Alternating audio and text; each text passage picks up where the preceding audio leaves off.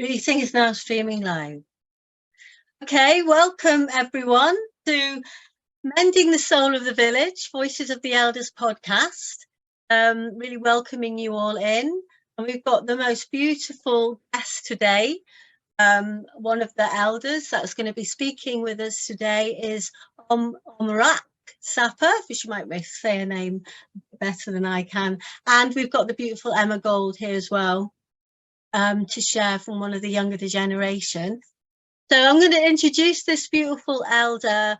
She is an initiated Mayan Shamanka priestess, and she also channels Mamita, Pachamama, Mother Gaia, and she also holds people on their spiritual path and guides people on their spiritual path. So I'm going to just share a little bit more about her later and also explain how I met her, which was a really beautiful meeting that changed my life. First, I'm gonna offer her to start with a prayer to open up this beautiful podcast. Thank you, AumRak. I'm calling upon the heart of the heaven, corazón del cielo. Beloved Father, Mother, creator and keeper of all the universes and multi-dimensions. I call upon your loving energy to allow us to feel your light, to feel your warmth. Look at us, Father, Mother. Feel our love, feel our prayer, feel our service, feel our best intentions. As you come to our hearts, we become I am that I am, and we welcome your presence in our lives, in our thoughts, and in our ways, our words. Thank you, Father. God. Mother Earth, Mamita, Mother Nature, how grateful you are you're giving us the opportunity to have these teachings on this planet, to have a body, to be part of you in this oneness that we are when we are really oneness in nature. Allow us to honor you, to always feel your earth, which is my body, your blood, your waters, which is my blood,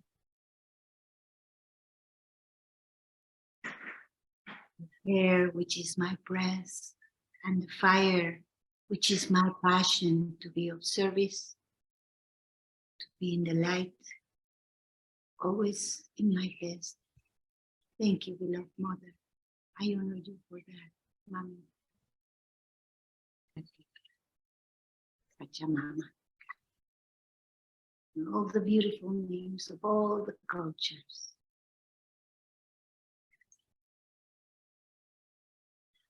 I call upon the direction of the east where the sun comes out, asking for clarity. The direction of the north, path of our destiny. May our ways be straight, wide, and those of our descendants. Direction of the west, place of darkness, meditation, growth, learning. May we always remember there's always a new day. And the direction of the south, which is our grandparents, our ancestors, our lineage, asking for your blessings, for your direction. I honor you all. I love you. Please forgive me.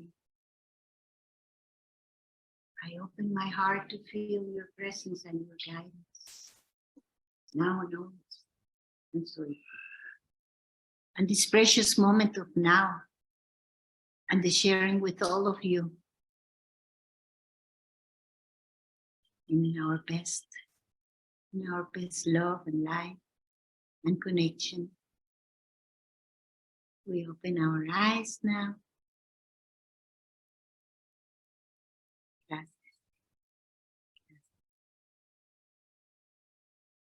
Thank you. Thank you for that beautiful prayer. I'm just really grateful that you could make it onto this podcast. I'm really grateful that your presence is here for the younger generation and for all to hear, actually. And just really feeling like, you know, this time on Earth and this huge, incredible awakening that's happening and all that brings to us all as the human family.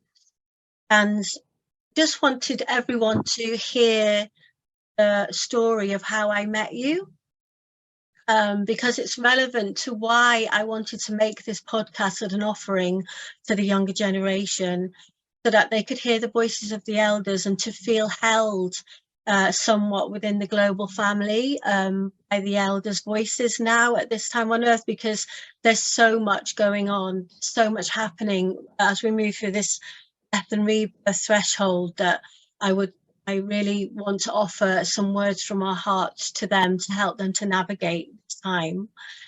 And so for me, when I was navigating a huge threshold in my life, which was actually my awakening to my womanhood, as a delayed rites of passage to womanhood, because I was 27 when I met you in Lago Atitlan. And so I just want to tell everyone how amazing it was, because I hadn't realized how much I was trying to self-initiate when I was a young woman, because I'd never had the village to initiate me into adulthood or womanhood.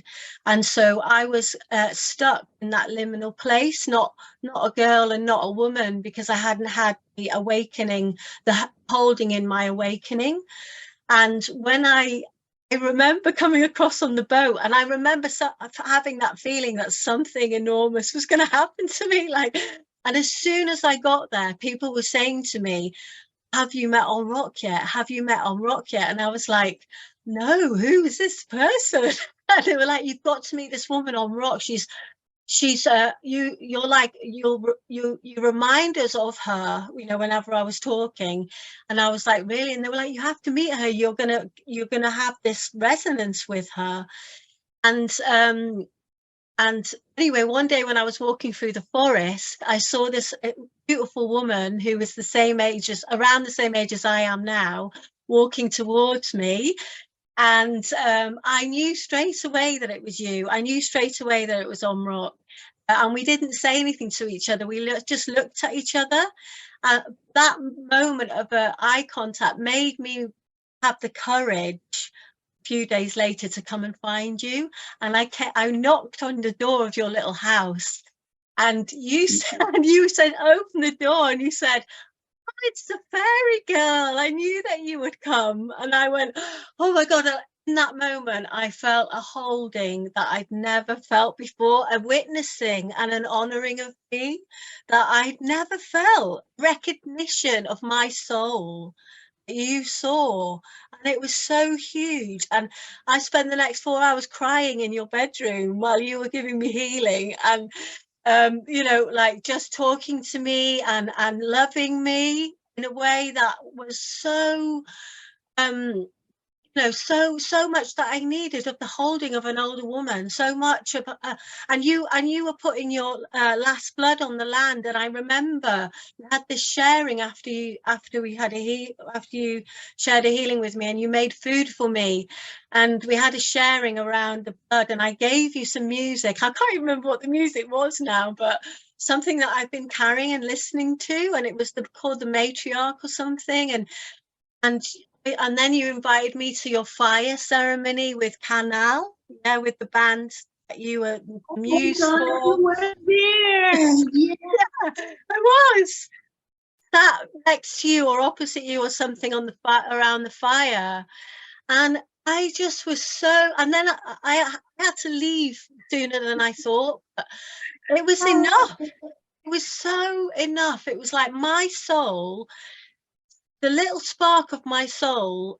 It was like you gave me a piece of the fire of your soul through your giving and your offering to me, and it lit up my soul. It was like a sudden moment of me awakening to who I was going to become, because I resonated with you so much and you saw me. And it was like years later, when I had my own daughters, I've got 2 daughters, and I started to understand I wanted to have a circle of empowered women around them as they became women. And I remembered you, and I wrote a story about her, Emma. Like, oh, you can share it with me, yes, please. well, I won't share it with you now, but it was a story about how 2 women of different thresholds, you in menopause and me in a delayed adult becoming a woman, met across the fire. How we shared this moment of really seeing each other, and how much it was like that spiral of life turning, and how much we needed each other to really honor and see each other, so that we can move into the next phase of our life, into the new version of ourselves as we become. You were in menopause, becoming an elder, and I was stuck in a delayed teenager to adulthood, and that's what the story was about. So that I tell girls this story to help them to, they sit with the women, the young girls, to feel that connection between the different generations, and how that holds them in their space of becoming the new version of themselves as they become young women. And I wanted to say that, but I also wanted to say that where it's led me to in terms of rites of passage and initiation and the awakening of the soul is the understanding of this time on earth, and how we are in just one of those thresholds of needing to get to the new version of ourselves as humanity, and needing to witness and honor each other within that, within what's going on, and young people needing the elders as they go through the dark night of the soul at this collective threshold, but also within themselves. Need the elders to speak to this time on earth, and how to navigate spiritual awakenings, how to navigate the awakening of their soul. So yeah, the first thing I want to say, I mean, you say whatever you like, the first thing that I want to speak to maybe is this time on earth, and your feeling or perspective on that in terms of what I've said. Or, I just trust you to say whatever you feel right now, love. So I'm grateful for that meeting forever. I think I need to reply to you with your beautiful introduction. I feel very much honored, and you brought about amazing memories of the times I lived at San Marcos La Laguna when you came. Now it's a big new agey place. We even have, the main path is the hippie highway. That's how they call it. And there's stores everywhere, and restaurants and bars, and oh my God, the San Marcos that you met, I could last. Yeah. They have cut the trees. They have cut, many people have come to build and stuff. It became like Sedona, like Glastonbury, but the energy is still there. I was there last weekend. And exactly, I was remembering that little house in the middle of the forest that now it's surrounded by other rooms to rent. Wow. Yeah, they cut off all the there's still a couple of plants that I planted, so it's still there, my energy, But many things have changed. In those times, it was the beginning of a very beautiful energy that served many people to bring about the message you would like to hear from us, because I'm talking in the name of the ancestors. Spiking the story with a little bit of anecdotes, because you remind me of the times where Canal was playing in San Marcos, and we did ceremony. I am very happy. I could see you in my door the moment you were like, hello, you know. I could see you now with a different hair and costume, but I remember this fairy girl, and many other fairy and elves came, because I believe many of the nature beings are taking a human body in these times. They cannot do it. Their nature is so fragile, so they only, you can find them in the forests with no people, no noise, because they're so sensitive, pure beings. But many have taken human bodies. Oh, two of my daughters, they're all fairy girls, and taking care, and they grow their own food and stuff, really into nature. And many of my other daughters that are not from my body, but from our lineage, like you are, my dear. Mm-hmm. Yeah. We have been sent to different, I was listening to a little podcast with Dolores Cannon, and she's saying, yeah, we are souls coming to this planet to create the changes. In those times, probably was the beginning of this decade, or last one, actually, the beginning of this century you came. Imagine, it's been years. I've been gone from San Marcos like 2002. It's a long time. But what happened there, and the concert you went, it was a group of musicians that got very involved, and I identified with the prophecies I was also studying and sharing with people, the Mayan prophecies. And these Mayan prophecies had many ways to tell us that it was the beginning of a new time. And that's why everybody started to say 2012. And they thought everything would happen in one day. Extraterrestrials would come, or the end of the world, or whatever. I could hear many shamans saying we had to go to a cave or bless special candles because everything would be dark for 3 days. And oh my God, there were so many stories around, and I really love the idea of our star family, the star nations, to come and teach us and share with us. But really, actually, yesterday I watched a little clip about the president of the United States saying that they saw some extraterrestrial, crazy things. Sometimes they put words in the mouths we don't know, but this guy was saying, I want to tell you that our airplanes were able to catch some of those people. So, oh my God, they are announcing themselves through people of power. Putin has talked about it, and generals and all that. So people were talking about their presence to come help us. But that wouldn't be, it would be like if a kid falls down, and of course we can help them, but we want them to learn to get up by themselves, right?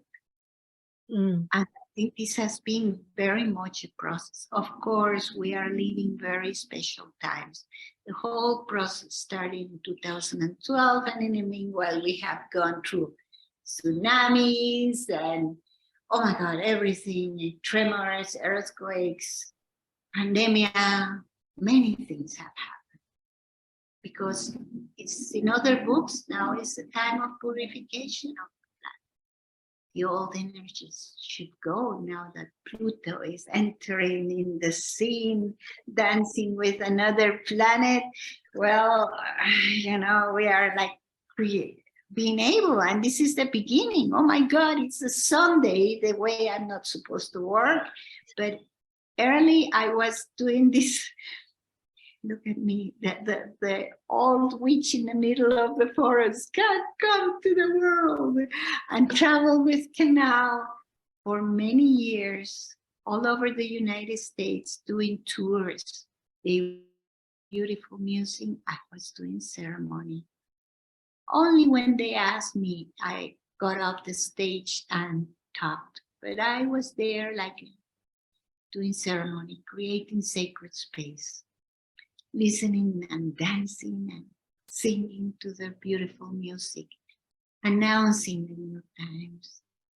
Very beautiful, poetic way. And if any of you is watching me, my love to all you, but it's also all the beautiful people that join us.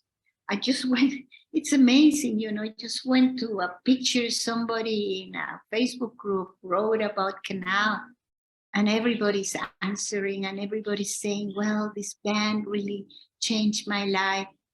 But it is not us, it was our service to share the prophecy. Of course, they're amazing musicians.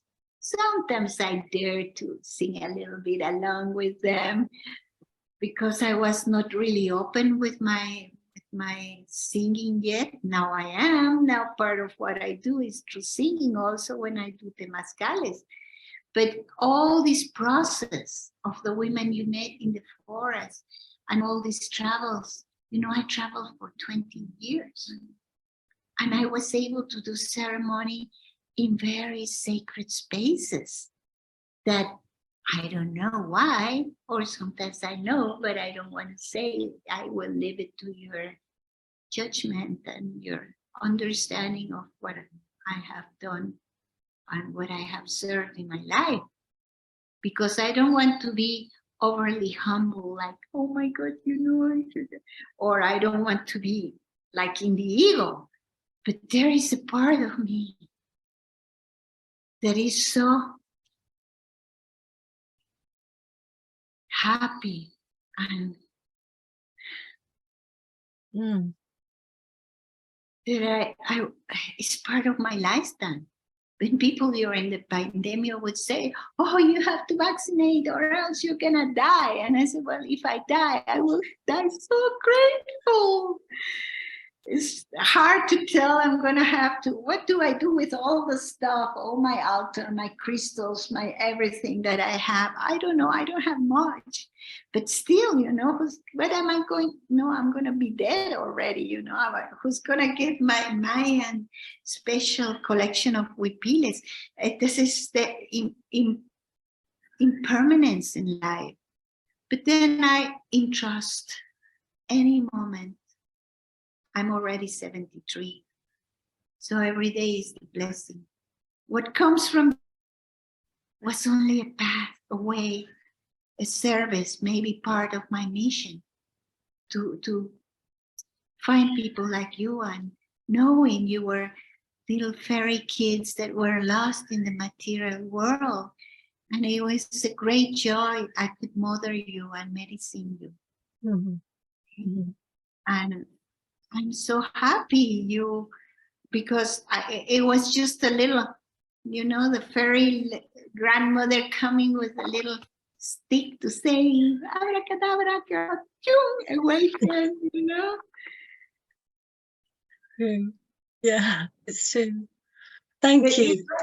You know what I mean? All that I did was help you remember to love yourself, feel love. And then your spirit awaken, and you're doing what you're doing.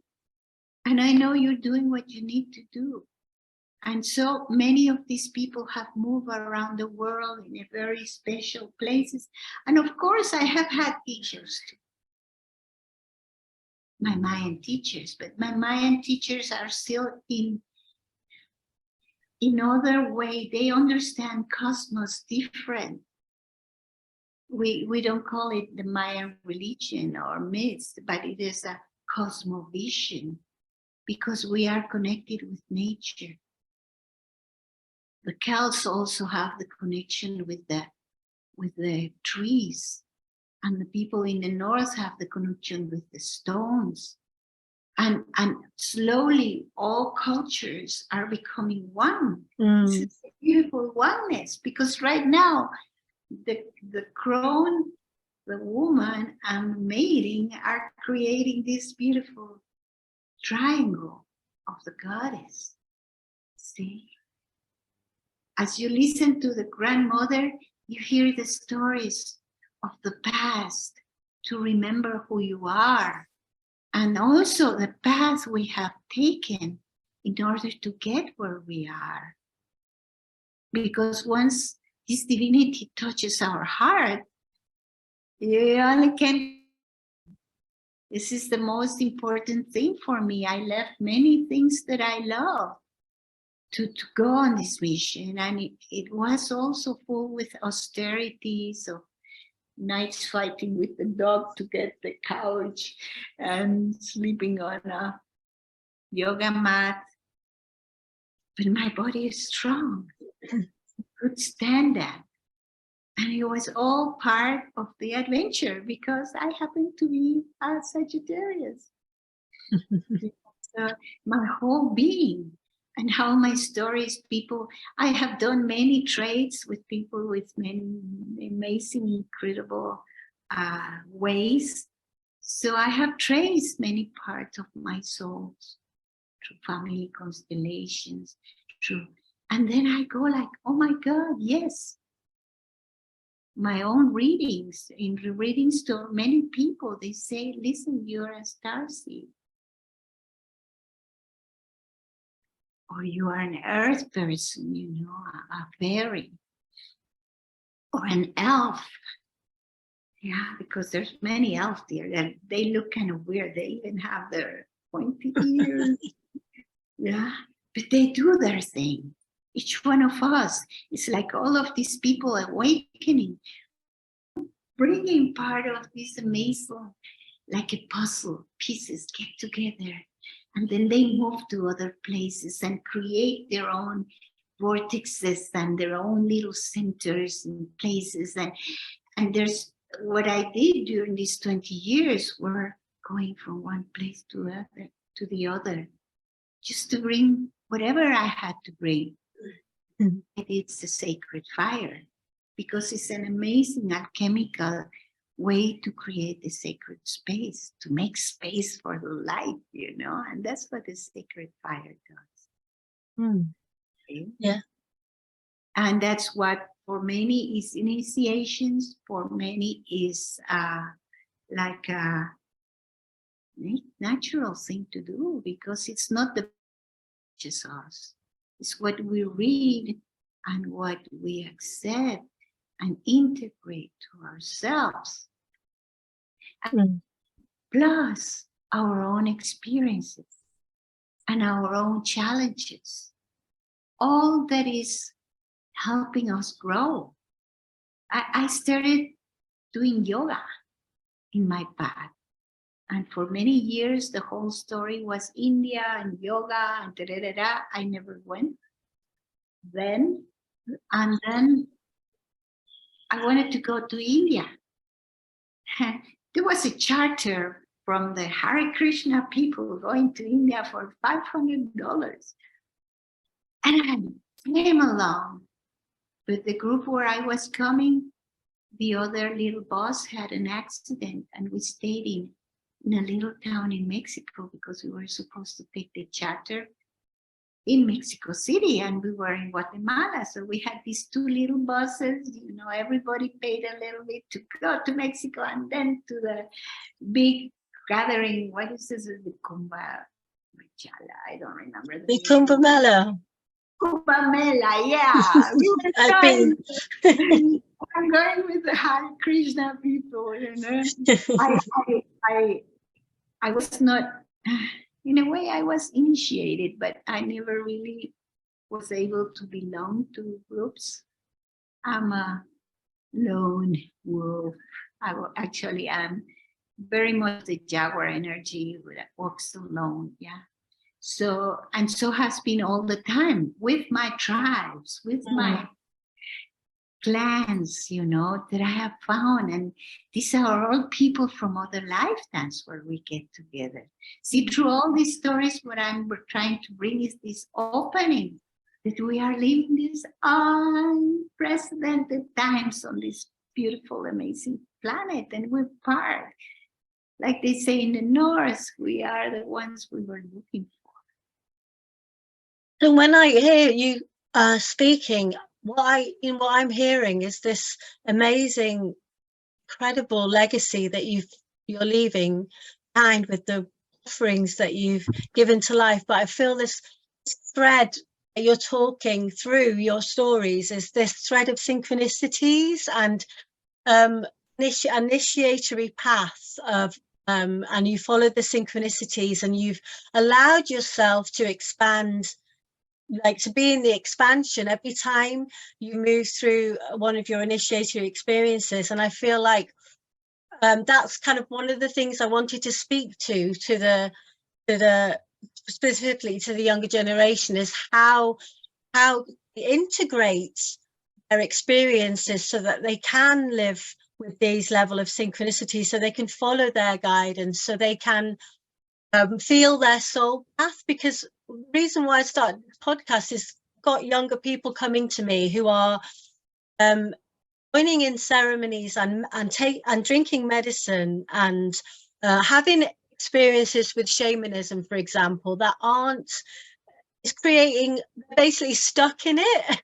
You know, they haven't had help to integrate the experience because of, to me, the loss of the village, the loss of the village that holds and allows the integration to happen, and becoming more traumatized or experiencing soul loss rather than moving through into the expansion and then allowing the synchronicity to unfold. It's more like that, like I'm getting a sense of the spiritual sort of consumerism. You know, you talked about Lake Atitlan becoming this, that is more about doing than being. There's like a big spiritual business, isn't there, that's happening, and it's a striving and a doing of spirituality rather than a being and a synchronicity and an allowing of your soul path. It's like becoming a consumerism, like to go and buy an experience with a shaman that's had a few weeks of training, and then not, you know, your path is very natural in your synchronicities and like harvesting your own experiences. Anyway, I just feel for you to talk to that a little bit about, like, you know, this incredible life that you've lived and how you integrate experiences and allow yourself to move into these synchronicities. That's something that will give me a few minutes to explain. Not a few. Yeah, it's a double-sided sword. Many minutes. Because I understand you beautiful beings, fairies and special star souls and all these amazing people. I was looking this morning, the rainbow people and the amber people and the crystal children and the indigo warriors, and they kind of, every decade has a different name, which I was like, okay, my kids are all indigos. You know, I feel I was one of the first indigos. I was born 1950. And of course, I went through the times in the 70s where everybody was smoking pot, and it was like trying, you know, okay, have you tried this? And once they gave me a pill that made me like electricity, and no, I'm not taking another one. I was in a disco and I had, oh, I have a headache. Somebody gave me something. I woke up in the disco when they were cleaning it up. Oh, how shame, how horrible. And I was so innocent, I would take it. And I would say the innocence is the one that brings us. I'm not pointing out. It's young people, you are seekers, man. You are seekers and you're looking. That's why San Marcos is full of people. And I won't deny them the opportunity, like my little fairy girl that came that beautiful day to my door. Many of them are little fairy people, but they are trying to find answers within their unconsciousness in a very music way to their own bodies. I would say is self-abuse. What I have learned, and before I opened my big mouth, I needed to research and I research with neurosurgeons and psychologists and psychiatrists and many people that have studied the workings of the brain. We don't these things to awaken. Because what happens is when we take all these medicines, then are lured into those caves of the magicians that want to whatever. Some souls are being captured and souls get possessions. Oh my God, it's so horrible. Sometimes they have come to me, but it has become like a cult, like new drugs. Yeah.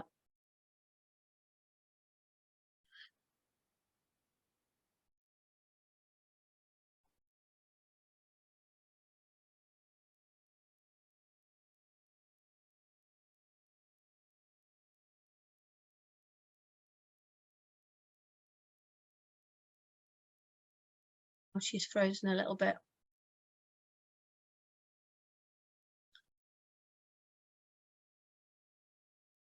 I'm just wondering, Emma, if you want to speak to what she was saying till she comes back on. Because I just felt like she was speaking to your generation then.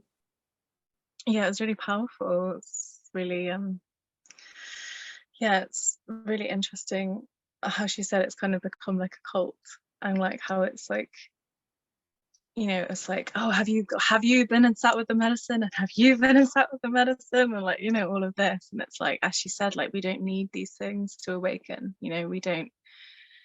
And I mean, I personally, I didn't need that, you know, but it was mushrooms for me, and like that was a massive part of it. But it was almost like the massive initiation that I had was showing me that it didn't need to be that way. Like there's a different way. And I think that, you know, we can get there through meditation. We can get there through just like totally random activation, you know, just of our souls that are just, when we're ready to wake up, we're going to wake up. And it's really, yeah, I think it's like a shake, we get shaken to awaken through medicine, really. And it's like this fast track, but again, it's that thing like we were speaking about last time. It's like the doing, the masculine, the like, you know, go in, go hard, like do it all, like we've got to wake up really rapidly, and we've got to be, you know, it's just like, it's almost like, you know, in nature we don't see that. We don't all of a sudden like plant a tree and then it's like it's bearing fruit, you know, within a day. Like that's not the way of nature, and we're kind of going against nature really by having this like, yeah, these really intense traumatic experiences that we don't know how to integrate, that our nervous systems aren't able to hold, you know, that our bodies aren't able to hold, that the nature is like, it's almost like, yeah, it's just too much. It's too much for us to hold and to take, especially in a space where we have no idea what we're getting ourselves into. Yeah. It was really interesting what she was saying, because I really felt like that, you know. It's like all what she just mentioned, how much research she did, you know, around the brain and everything like that. And today when I was sitting outside, I was feeling like the simplicity of it all, actually, you know, like the simplicity of it all. Like we don't act like we're making it really complicated, this whole kind of thing of like, you know, doing ceremony after ceremony of medicine after medicine. It's like it's much simpler than that, like you said, you know, just some the act of meditation or being out in nature. And so actually just the natural thing of like moving through thresholds. So just to, you know, what I was getting from what she was saying is like she's had this initiatory path, and she's worked with herself enough to move through the initiation and expand out. And it's like, that's enough. That's kind of like psychedelic on its own, because they are dark nights of the soul, you know, they are, you know, they are on their own, they're death processes, aren't they? So it's like when you do a lot of medicine and a lot of ceremony, you're adding more sort of death processes to the experience of having death processes anyway. So life is sort of enough. And I'm almost thinking about like, you know, as this time on earth, maybe we're moving into a time where even we don't need to ingest plants. We can just connect to the spirit of the plant, because it's, well, you get that, don't you? If you're like yeah. around people on mushrooms or whatever, you get that like contact high of Okay, like, she's oh, coming I back feel in. it. Yeah, totally. And it's almost like maybe you don't need to even ingest them, you know. Yeah, So fully, definitely. And like, and you know, that thing about like, hi. you know, that Hi. toxicity, isn't there? There's that, Yeah, you yeah. know. I was just what you were saying, I just invited Emma. Oh, sorry. No, I'm just hotspotting. So Okay. I'm just going to, you're inviting Anna to talk? Because I've really felt what you said right at the end about, you know, there's her generation being seekers. Like, I feel so out of that now. I'm in menopause. You know, that generation, well, actually young, probably younger than Emma. I feel like she's, you know, come out of that. But the younger generation, even being the seekers that you talked about, and how sort of vulnerable they are really to the false shamanism, the false light, if you like. And yeah, that experience you were talking about of like possession. And, you know, that's what I'm treating, is severe soul loss through unheld ceremonies in my own practice. Well, us Mayans, what we do is the sacred fire. Mm. Yeah. And through the sacred fire, it helps us connect with the part of the invocation I did at the beginning, and also with the 20 qualities, the 20 nahuales of the Mayan calendar.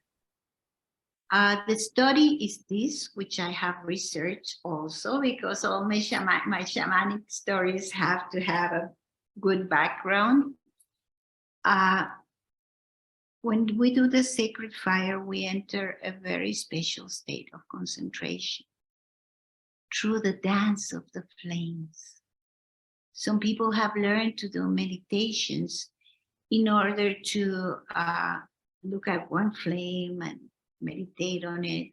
But when we're sitting in front of the sacred fire, we are contemplating this dance. These are movements of light, which are translated through our brain into opening passages and connection, plus the aromatherapy, because we would, but we use cinnamon and cloves and all these amazing products. Every Mayan ceremony is quite expensive because, you know, you need to put a lot of candles of the colors. If you look behind me, right behind me, you see all these candles, color candles hanging in the middle of the, I don't need the chimney, it's not cold enough here. So what I do is the fireplace has turned into a fireplace. So the candles live there and the incenses and all that. But the story is because we work with the sacred fire, we work with the magic of transformation. Fire always changes energies. And the job is to create the sacred space. And this is what happens. I was telling you horror stories about the people using the medicine. Of course, if I'm in Amazon and I'm part of the tribe and something's going on where I need the healing, I'm sure they're going to give me that medicine. But their medicine they take every weekend and they mix it with other stuff. There's also chemical medicine that they use for their erotic dancing or whatever they call it, where everything is very sexual. But that is also a way that the people have been using in order, Kundalini, Tantra, and they call it in all these exotic names. They are not really the ways we should learn about and grow through it. But there are little traps in our path. Yeah, and many people get trapped with that. Yeah. And it is for you, girls and boys all over this Facebook dimension, if somebody's listening to me, or if not, the waves are bringing all these thoughts and these teachings to bring to everybody's ears. And this is my intention, not only for you guys here, but open up to the collective consciousness. And whenever it's possible, share with people. What happens is that when you take those things, your brain starts segregating all these amazing juices that awaken different parts of our brain with memories, and it's like the whole brain is in a urgent mode, 9/11 mode. You know, it's an emergency. The whole body needs to answer to this toxicity. And of course, this is what gives them visions. And I saw the snake and it was Mother Earth. And I saw and I like better than the mushrooms because it's a trendy thing. But these people realizing that it's an excess and they're doing big harm to their brains because they're using up a lot of ways, and in many ways it's traumatic. Imagine you drink something where you need to throw up like 20 times, or you start crying and you remember all your life and cry and cry and cry and cry. Every time that the brain remembers something that happened to us, every time it feels like it's happening over and over again. That's why all these old Freudian therapies and all this kind of psychotherapy, they're no longer. And if you listen to that, is to immediately turn the tortilla. I call it the turn the tortilla. Bloom, flip it to the positive. Immediately, the understanding, the acceptance, the forgiveness, the honoring our path, and whatever happened to us is something we created for our growth. Mm. So you created coming to the beautiful San Marcos town. Yeah. As you have created to be here in this town, I'm here. Yeah. And as everybody found the time and the space to sit and listen to AumRak and to Eartha. See? But this is what happens. You get your brain in emergency, and that's what gives you the vision. But then, when everything is over, and slowly, our old habits are still there. Our old ways, our personality, our ego traits, they're always there. We saw it, but we didn't integrate. Mm. Yeah. See? Yeah. You had the experience. Yeah, I was in India. Yeah, I saw the gurus. Yeah, I said, but what did I learn from it? How did I evolve through it? Absolutely. Mm. Am I a different person now? Mm-hmm. For you, it was just maybe I was feeling very lonely on that day and I adopted you. Who knows? I don't, I've had that a long time. See, but it was this part that it had to be because we function at different levels. Yeah. Mm. So this is my warning, the same thing with sexuality. And this is another big theme to talk about because all the movies, all the series on Netflix, and oh my God, even Disney has little Aladdin kids making up with a little girl, you know, and even the cartoons for little kids to watch. They're so aggressive and horrible. In the United States, for example, I don't even want to know what the people here watch, and all these telenovelas, all these series with dramas. It was very vivid. A lot of horrible things were happening to this family. And I go, why are you getting all these challenges, horrible challenges? And it came out that one of the girls, a very gifted, very magician girl, started watching a telenovela, a series. But you know, Latin America series, it's all dramatic and they go, it's a full brainwash for women to put up whatever the whole society wants to, to make this question and to suffer and all this story. So many kids watch that.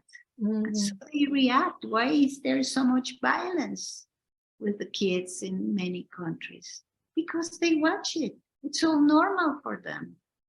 See? Yeah. So what I'm feeling as well, I want Emma to speak to this a little bit, is it's becoming normal in the younger generation to do a lot of medicine and a lot of ceremonies.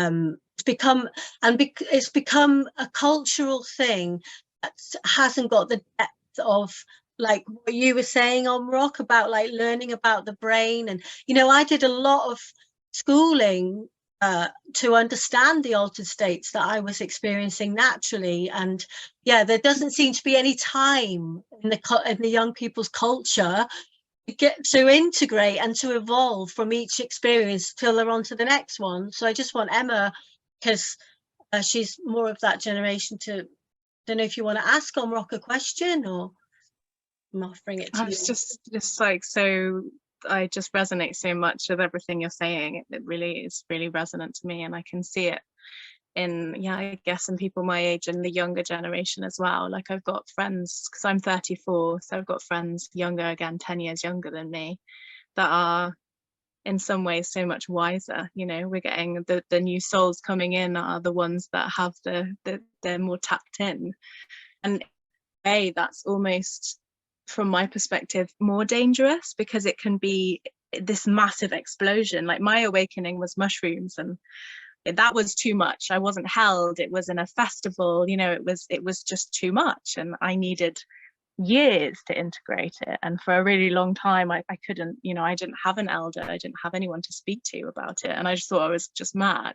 And luckily I have a good grounding with my family, and I have, you know, strong sense of self anyway.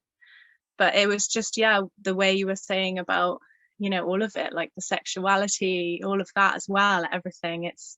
It's this whole thing of like this rapid, you know, we want the Kundalini awakening, and we want the medicine awakening, and we want just to be blown away. And I think it's all this, like, it's almost this like culture that we've got into with all of the drugs of kind of dissociating from where we're at, and like coming away from the present to go, oh, I want to blast off into a different place. And it's like, well, actually the experience of being here and being still and being part of nature and growing in this natural way is actually, you know, that's what we came for. You know, we've not, you know, I know a lot, I really resonate with what you said about the starseed. Like I really resonate with that. And I know that earth life is, you know, it's dense here, it's slow, you know, so of course there's this desire to be like, okay, I want to speed up and I want to blast off and all of this. But I think there's so much of the lesson of slowing and of witnessing nature and of being that, you know, like I am that.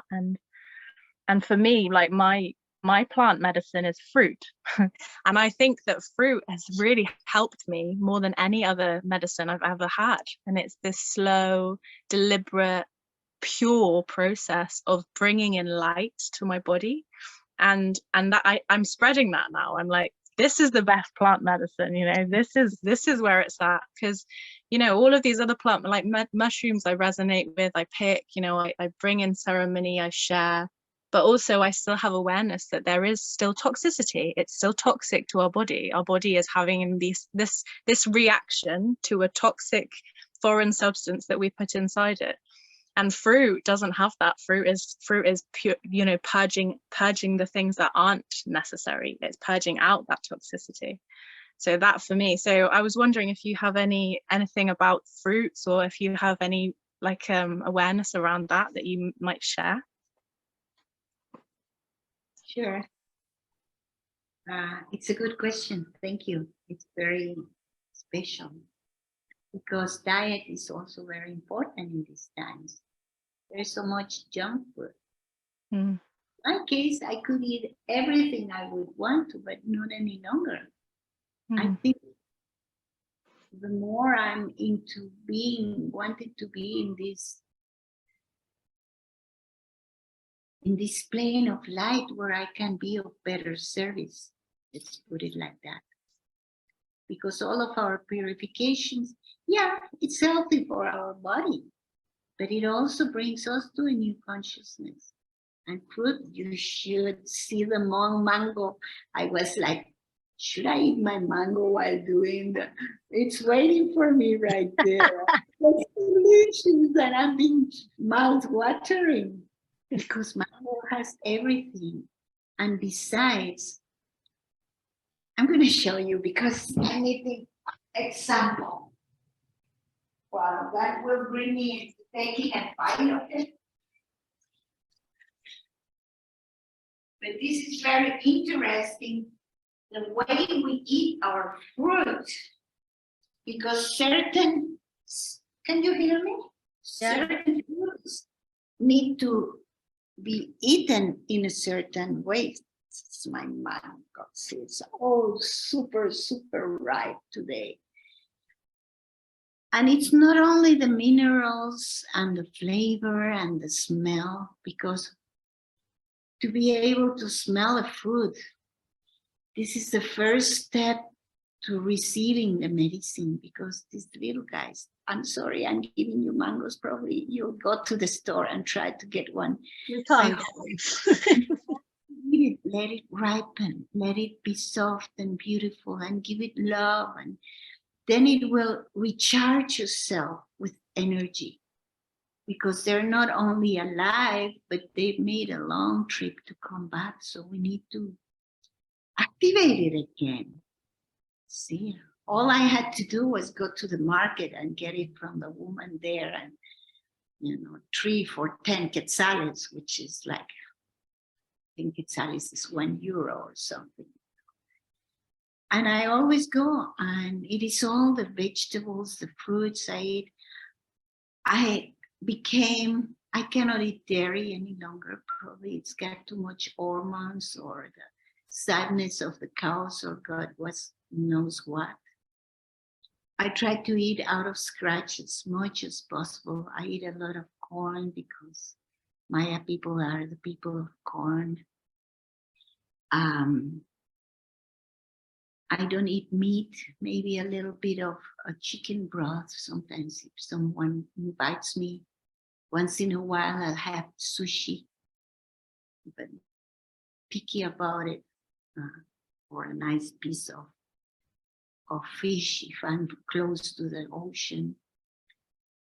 Yeah, it is all about energy. But it's also all about how we take it. Yeah, you can eat a Subway. Where are you from, Anna? Where do you live? I'm in the UK with Eartha. We live close with each other in the UK. Where? Wales. In Wales. Okay. Wow, sacred lands. Well, so you have all this energy also from the ancient ones, right? All these teachings from the grandmothers, and how to use your nature in order to be in contact. I'm talking about tropical nature, because this is where I live, but you don't have mangoes. We only have mangoes in this time of the year. Come the rains, you can eat them, because still they don't spray them, and they don't get they get worms. The moment it starts raining, they activate themselves and they start growing worms. It's amazing. And I don't know, maybe it would be good if I eat a worm or two. The same thing I was going to talk to you about another level, because our earth carries so many different multi-dimensions and frequencies. So another level of frequency is the mushrooms. Yeah. Whether you eat oyster or portobello or good old champignons, these mushrooms also carrying all these minerals, but also all this medicine. I am taking now different, it's very hard to get, for example, this amazing lion's mane here. I don't know why they haven't grown it, which is the #1 most delicious and good for the brain and everything. But it doesn't, even don't find it here yet. Maybe you should get someone with a tip from United States so we can start growing. But I know people who are constantly growing all these different mushrooms, and you can go and purchase them. Or my friend, my dear friend that comes and I find him in the street and says, "Hey, AumRak, take a little bit of oyster mushrooms and give them to me." You know, oops, I think no, we're not losing it. The electricity has been really bad since last night. We had a 3-hour blackout last night. I was totally in the dark for 3 hours. Wow. I was living by myself, you know, it was interesting. Yeah. But I had many candles that I have with a flashlight. Yeah. Anyway, mushrooms. Even if you take the sacred mushrooms, but they're using now the what they call mini doses or something, you know. Like Microdosing. And I saw it in a friend of mine. She started taking it and she started becoming, you know, her home looked very beautiful and very feng shui, and she was less crazy and, you know, her little thingies. But then she stopped. And last time I was there, it was the good old house, you know. So it works while you take it, but somehow people come back to their old selves. So what would you speak to then if we're talking about how to integrate these experiences then? You know, because that's what I see as well. People they're not progressing from doing it. They're not evolving. They're just consuming. So I don't use it for my medicine. What I use is breath work. Yes. It brings people to their states of consciousness they need to be, because it works in an organic place. In therapy, right? When I do the shamanic sessions and all that. But I'm also using crystals, and I'm using the music. Yeah. Long playlist that I have on shuffle, and so the music that needs to be heard is the one kind of guiding the whole thing. Yes. Why? Because it's all synchronicity. So I said, okay, let's start working. I turn my music on, and whatever comes, sometimes I even play the roulette, put the finger, and that's what I'm gonna play. But knowing that, and it's been years of doing that in workshops and all that, which is also challenging, because as a therapist, you need to be really there, ready for this, but you are in a sacred space. So it's not a therapy, it's a shaman. Yeah. So also I would like you to speak. So this is what, you know, to me, I was realizing today, you know, the simplicity of the natural ways of doing things, and not necessarily needing to ingest anything, any medicines, because you can connect to the spirit of the plant, right? And I want you to speak to that as well, but I would also like you to speak to what you understand soul loss to be, because that's my what I'm seeing is mental health issues coming from the soul loss from unheld ceremonies. Yeah. Yeah. Wow. Sadly enough, I have seen many people who have lost their self through the drugs. They're totally disconnected. Sorry, I need to. Another important part of the mangoes. you massage them, get very soft, and then you suck on them, all the juice. And while we suck, we're bringing also activation to our pineal gland. Mm. Very important if you want to wean a baby. Yeah. So this is all how it works with the brain, as you're telling me. But the natural way is the best way. But you need to learn how to navigate all these states of consciousness.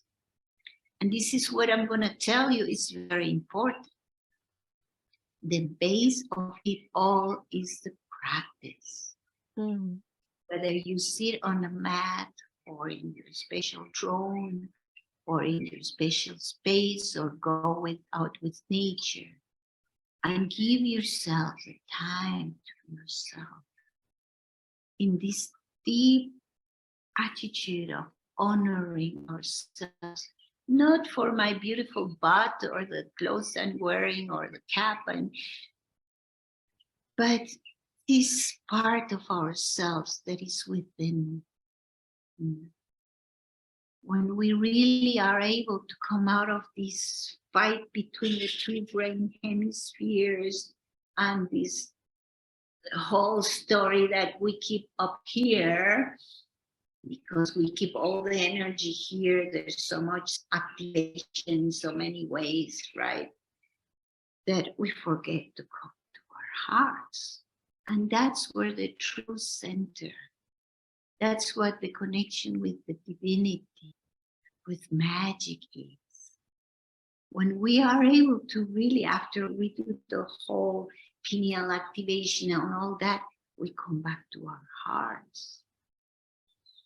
That's the truth. But to be really there, you need to have worked with all the numerology. Number one, be in contact with oneness with the all. Number two, be aware of the polarities. Yes, no, good, bad, black, white, good, whatever.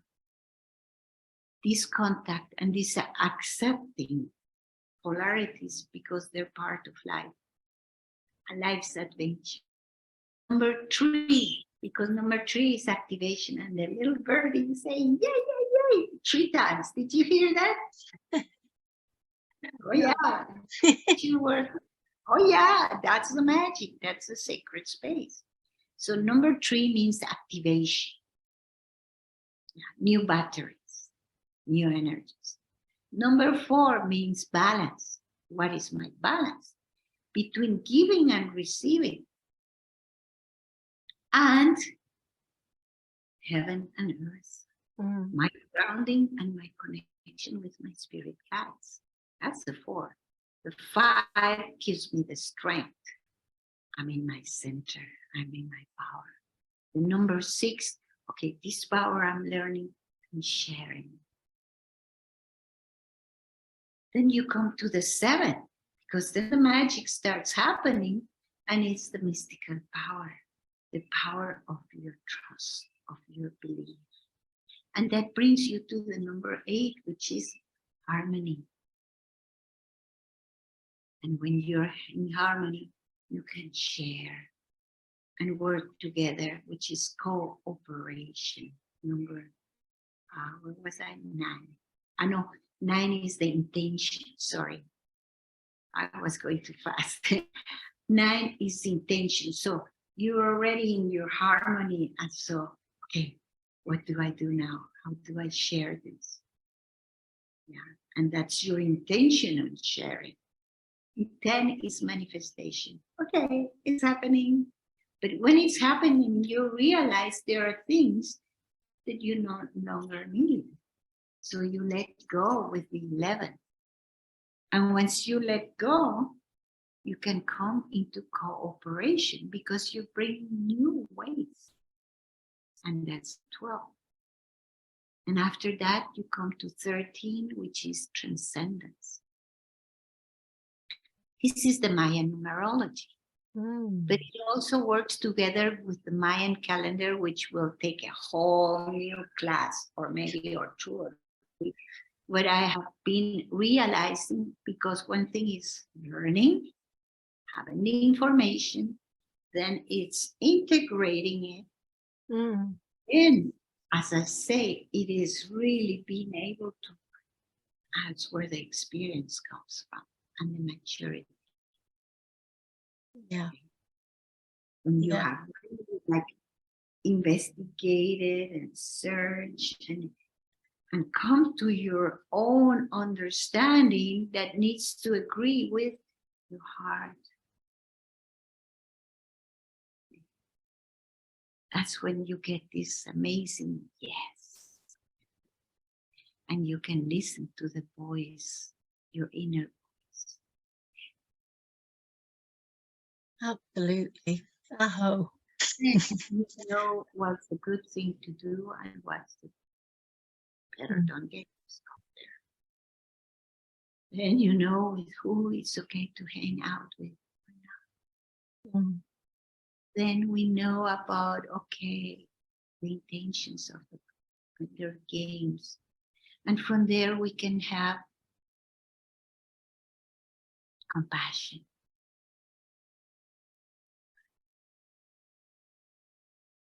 And in compassion, everything is perfect. There's not about who wins or who loses. It's just about living the adventure of life. Every one of us, and yeah, it's not me telling you, but all the people I have read, heard, shared with, everything is perfect. In this oneness, everything is perfect. And then we can be this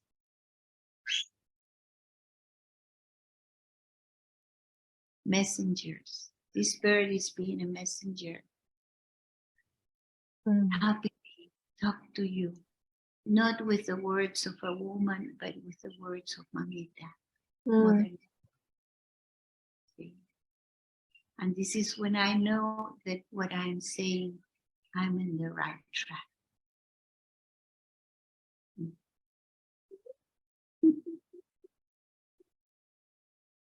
I'm going to invite you to say something, Emma, because I just feel this to me is the why the younger people need the elder.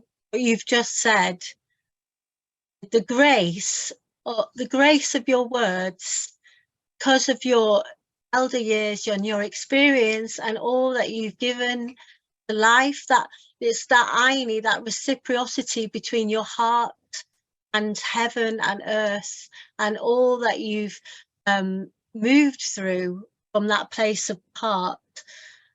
It's the grace and the surrender, the letting go, allowing the grace to come in, it's this inner strength. And this is the words of the wise elders that I feel that the younger generation needs. So thank you. I'm just going to invite Emma to say something if she wants to.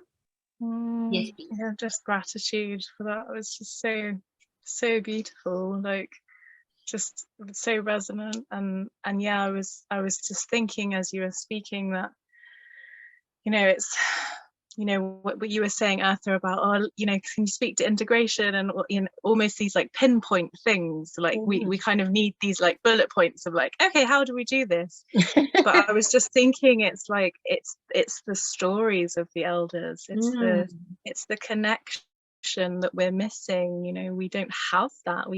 And just to hear you speaking and sharing and teaching is just so inspiring and confirming for me as well that I'm on my right track as well. You know, it's like, yes, this is so resonant because it's deeply you know, it's aligned where I'm at, and like to be here with you both now at this point, just feeling that and being, yeah, just given this confirmation and this alignment and the synchronicities. It's just so beautiful, and I'm so grateful. I'm so blessed to be here. I really am.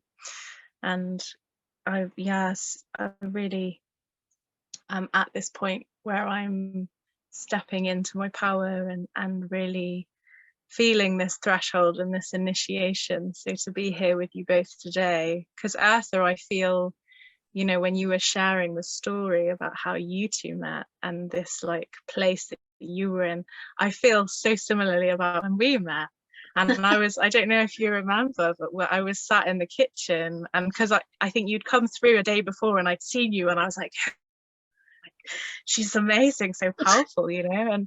And then I was sat in the kitchen and you just like walked past and saw me, and I was just about to have this like meltdown and just cry, and you just came and sat by me, and we just connected, and it was so powerful. And like, you know, I was always like, oh, I want to connect with Eartha more, and now we're obviously very like organically now connecting, and it does just happen. It is this flourishing, and I think there's this, it's almost like, for me, there's this organic and inverted to everything. There's the light and the dark to it all, you know.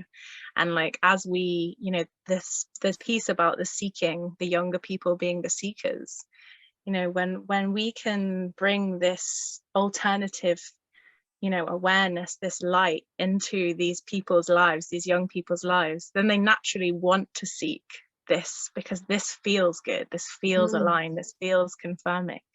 But it's almost like that's not been available.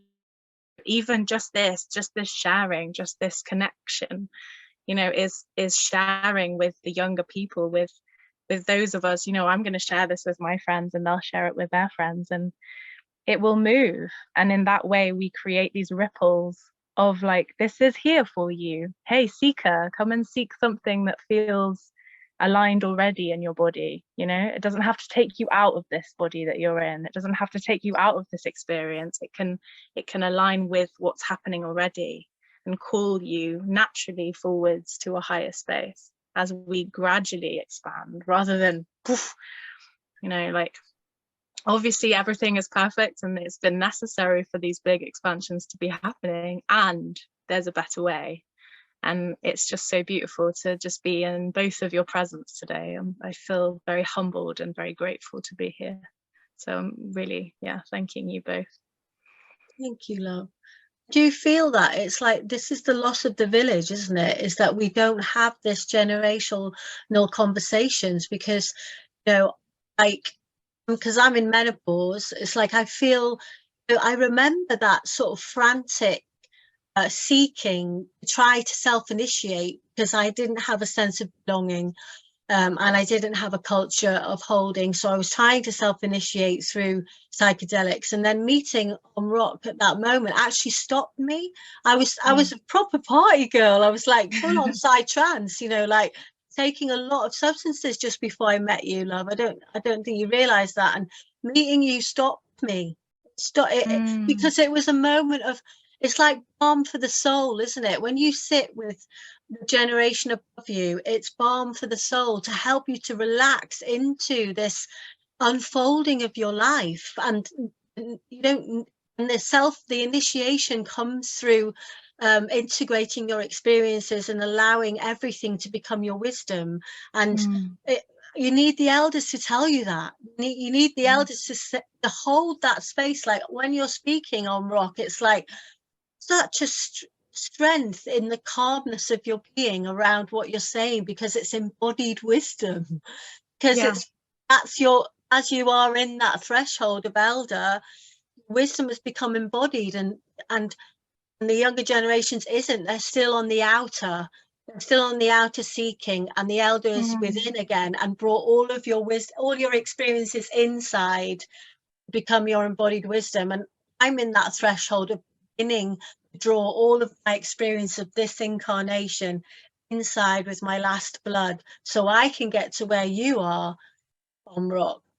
I have to harvest all that I've learned from being your age, Emma. And it's like, yeah, that's all that's needed, is these life thresholds and these initiatory Mhm. journey of being a human, and everything It's else is a distraction. Yeah. So yeah, interesting as well. Sorry, Eartha, yeah, go carry for on. it.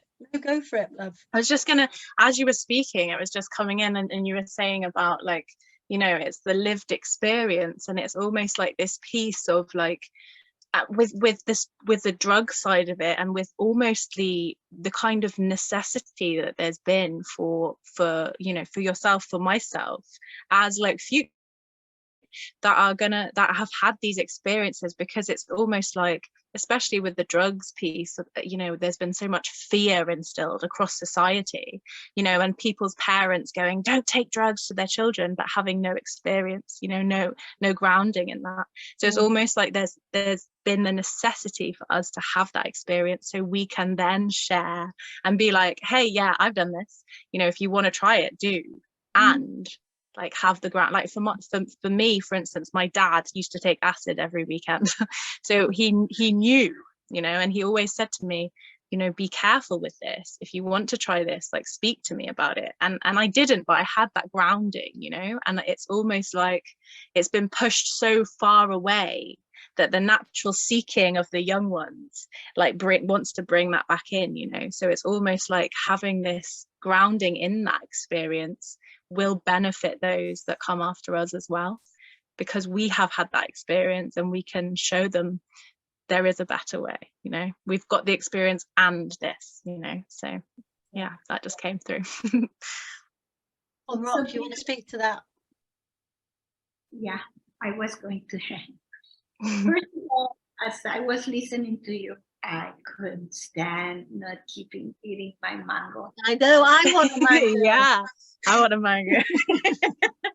Seeing this amazing nectar out of the fruit, and I'm listening to your words, and I was thinking their words, like, as nourishing and as sweet as this mango. For me, these are my medals. My, not of what I did, but of what you learn through whatever I could give to you or inspire you. See, I have been very spontaneous, very free. In life, it has been very important for me to connect with my inner child. That was the most beautiful part of my life. I love feeling the child, spontaneous and creative. That's actually a medicine I do to myself. Allow myself to be innocent. Whenever I have a problem or something going on, well, I'm always remembering to come back to innocence. See, this is like, and to remember, my dear, that as I am the grandmother, you are the mother, and you are the. So the three of us together, we are the goddess. But when somebody else, but it's to touch with this inner part of love, of sharing, of being open to each other, even if we are not friends on Facebook, you know, but it is also about being in this oneness, being of one heart, yeah, and to be able to create, because all that we have been talking about, then comes the question, okay, very nice stories, conversation, we have applauded each other and giving us the nectar of our beautiful words, but what am I doing with that? Today, the Mayan calendar is number 7, which is the mystical power, the magic, but then energy of the hand, everything we give and we receive, everything we do with our hands, what we share with our hands. Yeah, that's what's important. How It's like, it's the integration, isn't it? It's the same thread. It's the integration. Yeah, Yeah, okay. So if I go and have some cafe or meet with my, I don't know if you still go to school or in college or whatever, it's just to share that. Mm. Or when you do your sacred work at that, to remember. Of course, you're already very much in your heart, because a very important part of life is the age you're in between. The young one has innocence, the purity, this enthusiasm for life. When we become mothers or we are at a certain time in our life, we are also grounding. Most of the time we have home and we kind of looking stability and whatever, children, family, all this. And then comes the grandmother, which somehow is part of the family, but the family of our hearts start opening up. The more we are able to be of service. So I would say the key word today is service to the magic, to the evolution of our beautiful, amazing planet that we are co-creating. Everything that I do will have. These are my seeds. And when I see this, the little seed I planted in your heart, Eartha, Yeah. it's an amazing tree, and this tree has now flowers, and I can enjoy these fruits through your words. To hear, oh my God, this person, I have seen so many people in the world, but when someone comes back, it's such a special blessing for me, because it says, okay, everything you have done was worth this person, her growth, her understanding, you know what I mean? So in your age, Anna, it's about preparing the soil, finding this perfection of self, because everything is perfect and we are perfect. That means finding our own. The beauty outside, yeah, the hair, we use the shampoo, which is great, and then I do this and this, and I put makeup or whatever, you know. The beauty, the freshness of youth, the strength that you have. Oh my God, I tried to do some event yesterday from a YouTube. There were postures I can't do any longer. Maybe I can do them, but I don't dare anymore. See, my body is not any longer so strong. My muscle mass is going, but probably all this energy is coming to my, and I pray it will be till the last day or last minute of my life. And that's the reason actually why I'm alive.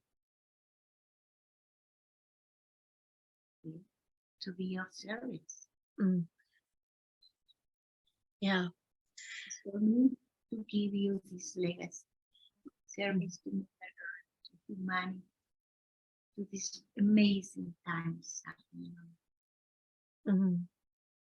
Yeah, and they are incredible times that we're living in, and it's like, yeah, I just feel, you know, so one of the things that what came out of our meeting was so much, and one of the strongest things was when I started working with young women and girls because of my daughters.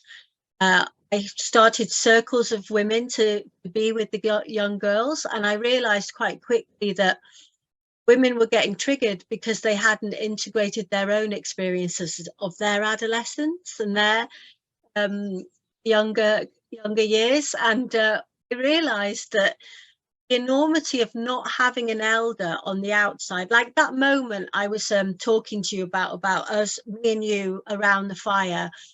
The strength of that was the moment of me sitting with you and having it, like somehow it integrated all of my younger parts, into my being so that I could step into being the woman that I was always destined to be. That's kind of what happened between us.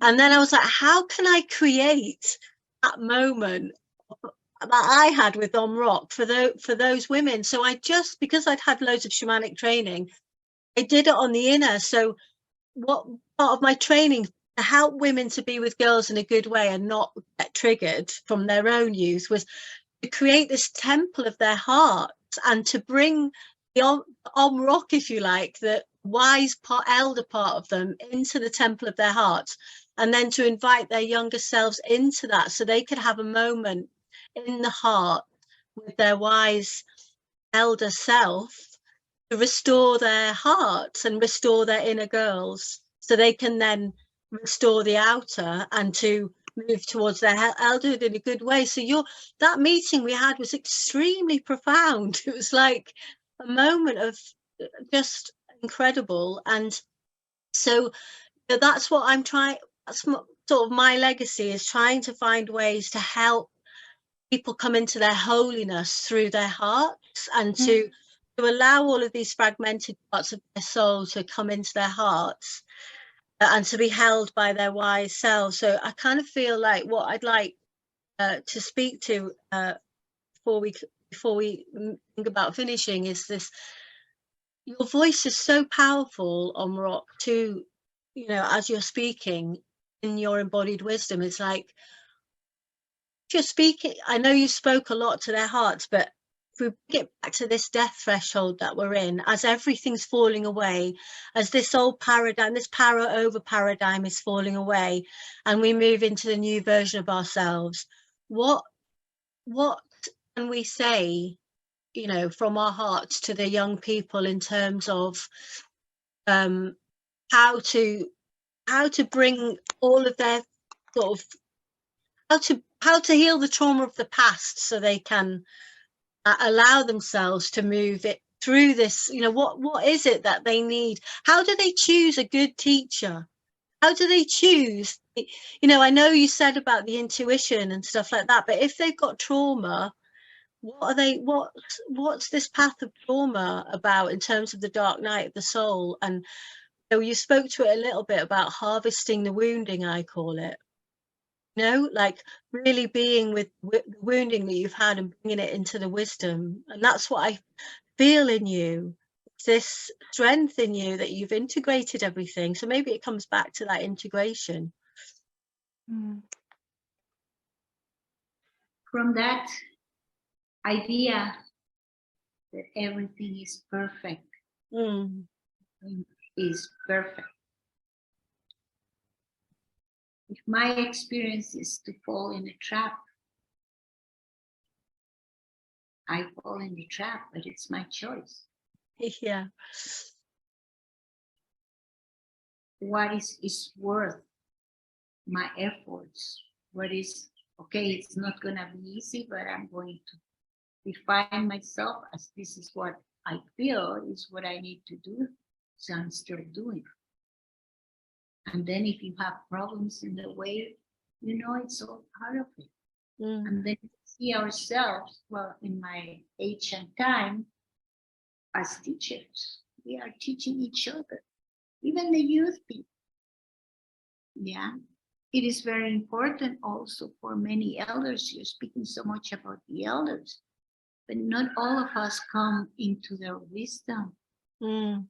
Many of them, they get old, they are sent to a home and they just vegetate their lives. They lose. People get sick because they don't take care of themselves.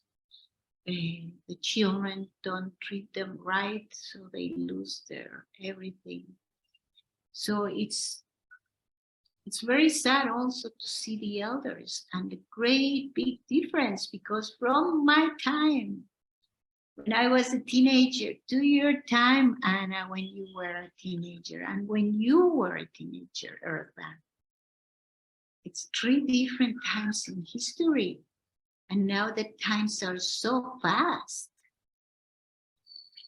We really are, it's a race. It's a race, you know, and many people want to come first, but it's not about, I think the last one to come is the one that knows more. Oh my gosh, that's really profound. You see, when I walk with other people, I don't walk very fast. I never really like, because I really like to be looking at everything as I walk. I just walk because no, it's boring.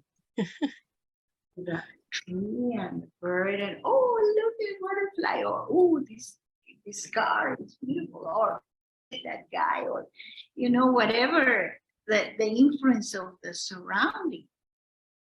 And knowing that when I do it from this sacred space within, we are creating a sacred space without. See? For the kids, yeah, they are investigating, but there's influencer.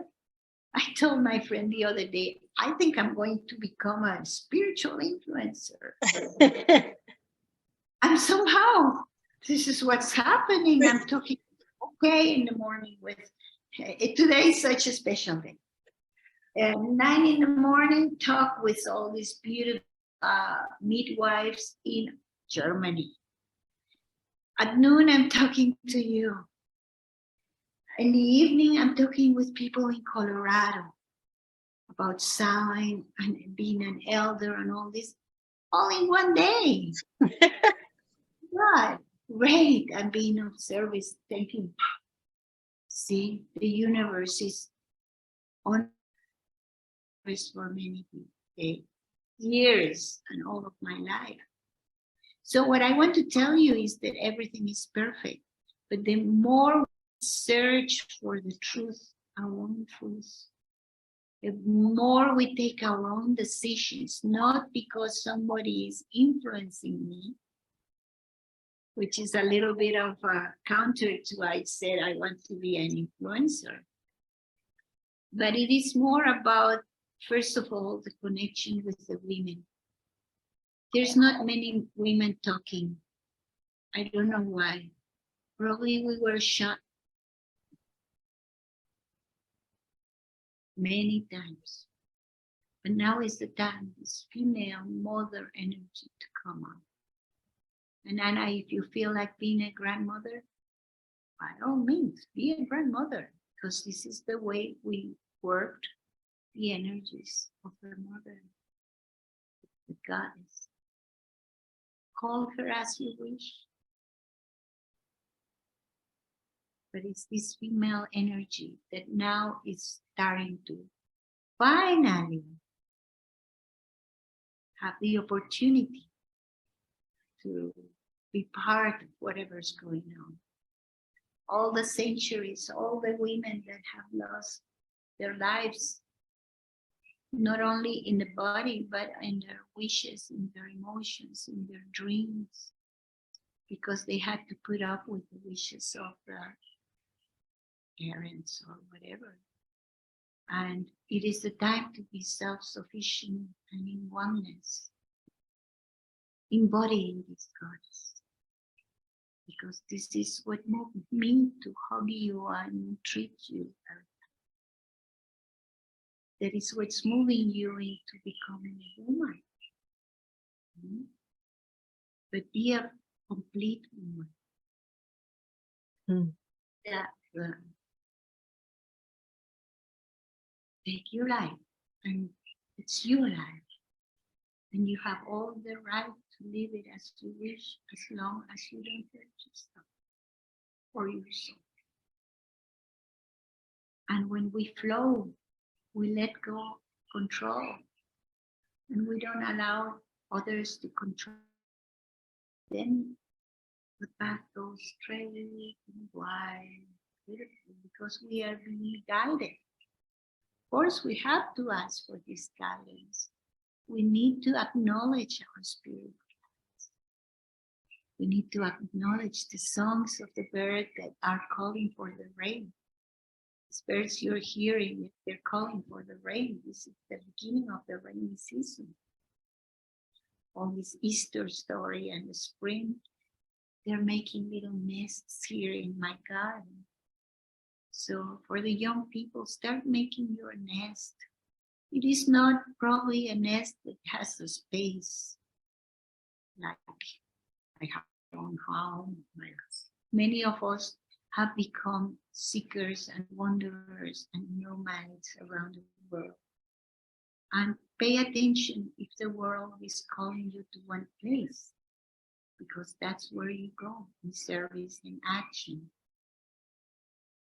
Yeah, so there is this beautiful freedom and ways to travel around, but always under your own vision, honoring what your heart is trying to take you, telling you. Don't rush. Give everything at least one good night's sleep.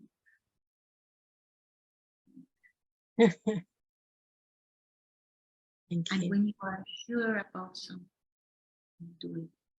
And then do it with all of your passion and all of your strength, living fully every moment. Because that's the way. That's the way to live life, my friend. And if you get sad, be sad and cry. And if you're angry,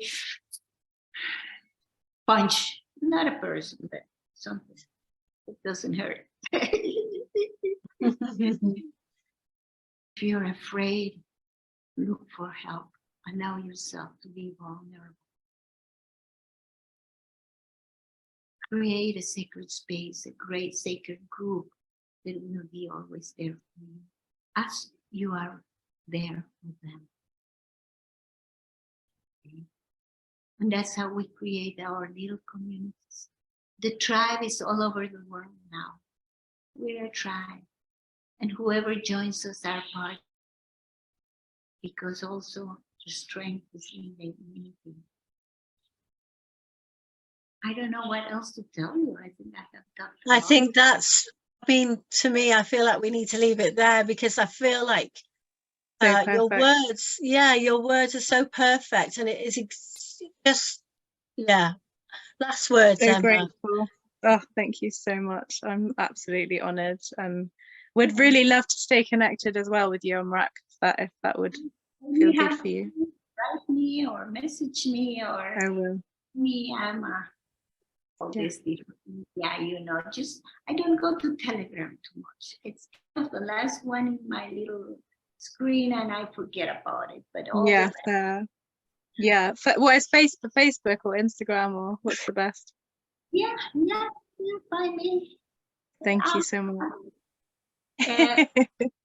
Is as I'm talking to you, I would like to share this, I don't know how you call it, podcast or whatever, with some other people. So if you send me a link, Yes.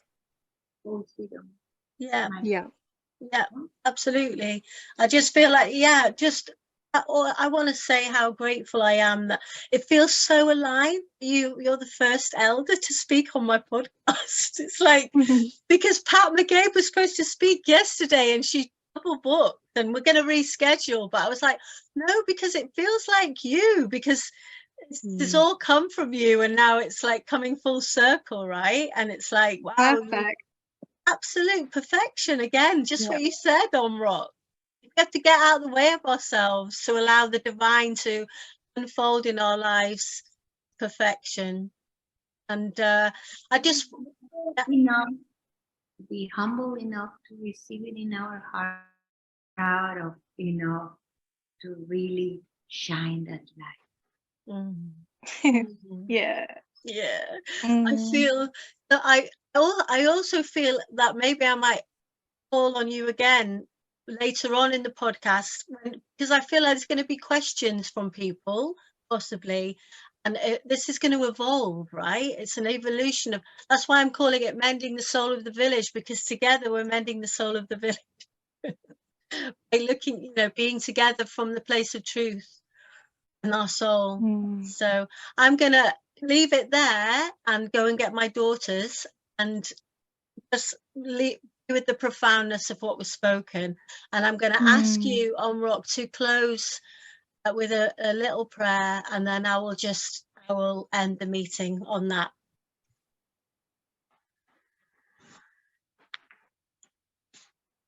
Thank you, Father, Mother, for these moments.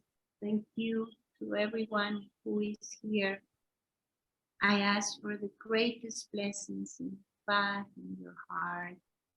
May the words that we all three shared today be the seeds for your heart. And I'm grateful. Thank you. Thank you. Have a day, night, time, life, venture. Thank you all. Mwah. Thank you, love. so much. Yeah. Goodbye. Goodbye. Blessing. Blessings.